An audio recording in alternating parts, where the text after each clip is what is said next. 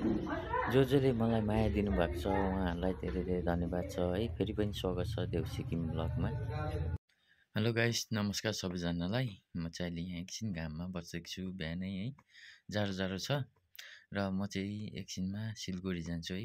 र फुपूको छोरीको इन्गेजमेन्ट पनि छ है। र तपाईँहरूलाई त्यहाँको पनि दृश्य दिनेछु।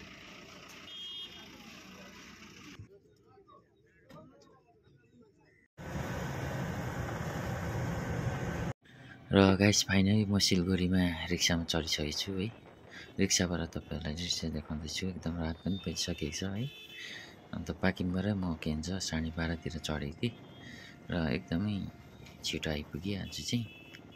र यो भिडियो तपाईँहरूलाई टक्कै म चम्पासरीमा उत्रेको मात्रै थिएँ है। फुपूको छोरी र फुपूको छोरा पनि टक्कै भेट भयो। अन्त हामी चाहिँ हङकङ मार्केटभित्र पस्यौँ है। हङकङ मार्केटको हल्का सिन देखाउँदै तपाईँहरूलाई अगाडि हिँड्दैछु है। र यहाँनिर फेरि फुपूको छोरीहरू यसो पछाडि यसो हेर्दैछौँ। र बिहाको सपिङ पनि हल्का गर्ने भन्नुहुँदै थियो। अन्त बिहाको सपिङ पनि त्यहाँनिर हल्का गरियो। अन्त यसो भन्दै तपाईँहरूलाई र हङकङ मार्केटभित्र हामी पस्दै जाँदाखेरि एउटा मोमो दोकान पनि भेट्यौँ है। सबैजनाले खाजा खान्छु भन्नुभयो। यहाँ पनि ब्रान्ड रहेछ है मोमोको। रोय मोमो अरे यो चाहिँ है। र तपाईँहरूलाई मोमोको दृश्य देखाउँदै है।